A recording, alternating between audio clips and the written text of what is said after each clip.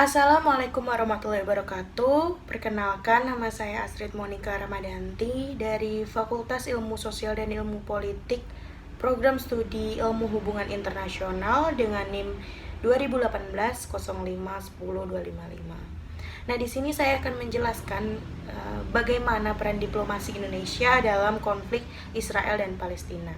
Sebelumnya mungkin saya akan menjelaskan terlebih dahulu bagaimana latar belakang kedua negara ini bisa berkonflik. Nah, konflik Israel dan Palestina ini merupakan salah satu konflik Timur Tengah yang memang sampai saat ini menjadi sebuah konflik tak berujung. Klaim Yahudi atas tanah Palestina membuka sebuah lubang yang menganga dan siap menelan salah satu dari keduanya. Israel tidak pernah berhenti dengan upaya perluasan pemukiman Yahudi di tanah Palestina. Namun di sisi lain, warga negara Palestina sendiri dihadapkan pada pilihan yang memang tidak menguntungkan. Dengan pilihan pertama itu mengungsi ataupun tetap bertahan dalam kekuasaan Israel yang memang memperlakukan mereka sebagai warga negara ketiga. Nah, Israel tidak pernah berhenti untuk mendatangkan orang-orang Yahudi ke negara mereka. Mereka menyatakan bahwa Israel adalah rumah tempat kembalinya para Yahudi setelah mereka mengalami pembantaian dan pengusiran di masa lalu. Israel selalu mendapatkan restu dan dukungan dari negara polisi dunia, yaitu Amerika Serikat. Seberapa besar pun tekanan dunia terhadap negara kecil ini, ia akan dengan leluasa mewujudkan keinginannya tanpa memikirkan kecaman-kecaman dari negara-negara di dunia yang tidak setuju dengan kebijakan dan sepak terjangnya. Seberapa banyak pun resolusi Dewan Keamanan PBB ketika itu merugikan kepentingan Israel, Amerika akan menjadi negara terdepan yang memveto resolusi tersebut. Nah, sebaliknya, nasib bangsa Palestina selalu dipandang sebelah mata oleh Amerika Serikat. Bahkan, Israel menutup mata tentang hal ini. Mereka dikepung oleh kepentingan-kepentingan global dari Amerika Serikat. Nah, Amerika sendiri memiliki sekutu Arab yang dengan mudah akan didikte sesuai keinginan Amerika. Sikap bangsa Arab ini terhadap nasib bangsa Palestina seolah hanya sebatas formalitas saja. Mereka tidak sungguh-sungguh memperjuangkan kemerdekaan Palestina. Nah, sebaliknya, Indonesia mengambil peran penting dalam mendukung dan memperjuangkan kemerdekaan bagi bangsa Palestina. Sebagai negara yang mayoritas Muslim dan memiliki prinsip bahwa kemerdekaan adalah hak segala bangsa sesuai dengan Pancasila, Indonesia menjadi salah satu negara yang memberikan perhatian khusus terhadap konflik Israel dan Palestina. Di sini ada sejarah diplomatik. Nah, sejarah diplomatik itu mengatakan bahwa Indonesia memiliki hubungan erat dengan Palestina. Dan itu sudah terjalin semenjak sebelum kemerdekaan. Hal ini ditandai oleh beberapa kaum muda yang belajar ke Timur Tengah dan bertemu dengan syekh-syekh dari Palestina, yaitu seperti Kak Muzakir yang belajar ke Mesir dan bertemu dengan Sayyid Amil Al-Husaini. Nah, syekh inilah yang memberikan respon baik dengan memberikan ucapan selamat kepada bangsa Indonesia ketika beliau mendengar kabar kemerdekaan Indonesia. Palestina dan Mesir merupakan dua negara pertama yang mengakui kemerdekaan negara Indonesia. Pada saat itu, Indonesia sangat membutuhkan sebuah pengakuan demi langgengnya sebuah negara. Dari sinilah Indonesia mampu mempertahankan kemerdekaannya dengan berbagai perjuangan dan pengorbanan.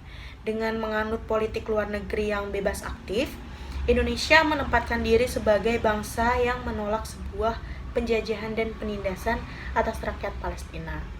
Berbagai upaya perjuangan hak-hak rakyat Palestina telah banyak dilakukan oleh pemerintah Indonesia di arena internasional, yaitu Perserikatan Bangsa-Bangsa. Nah, lalu ada peran diplomatik dalam konflik Israel dan Palestina ini yang dilakukan oleh Indonesia.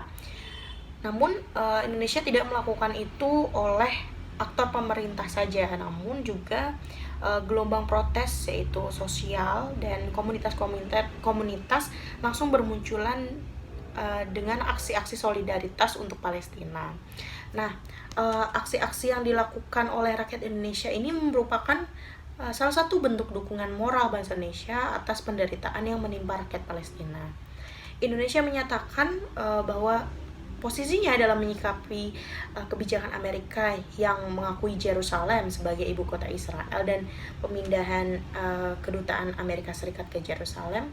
Dengan mengecam keras kebijakan tersebut, Indonesia menilai langkah ini sebagai bentuk pelanggaran resolusi Majelis Umum dan Dewan Keamanan PBB, dan ini bisa mengancam proses perdamaian dunia bagi Indonesia. Indonesia juga mengajak negara-negara anggota PBB untuk tidak mengikuti langkah kebijakan Amerika Serikat. Pemerintah dan rakyat Indonesia juga selalu bersama dengan rakyat Palestina dalam memperjuangkan kemerdekaan dan hak-haknya. Nah, pembangunan pemukiman di Yahudi oleh pemerintah Israel juga mendapat sorotan dari pemerintah Indonesia. Secara aktif sesuai dengan gagasan politik luar negerinya, Indonesia menegaskan bahwa langkah tersebut adalah langkah yang ilegal gitu. Pembangunan ini merupakan sumber dari berbagai pelanggaran hukum dan HAM yang terjadi pada rakyat Palestina. Bentuk dukungan konkret Indonesia untuk Palestina adalah penguatan dukungan negara-negara Asia Afrika untuk kapasitas Palestina melalui peringatan 60 tahun Konferensi Asia Afrika atau yang biasa disingkat KAA. Nah, Indonesia juga menjadi tuan rumah International Conference on the Question of Jerusalem sebagai kerjasama antara OKI dan United Nations Committee on Inalienable Rights of the Palestinian People. Pada 6-7 Maret 2016, Indonesia menjadi tuan rumah KTT luar biasa OKI yang ketiga yang membahas tentang isu Palestina dan Al-Quds As-Sarif.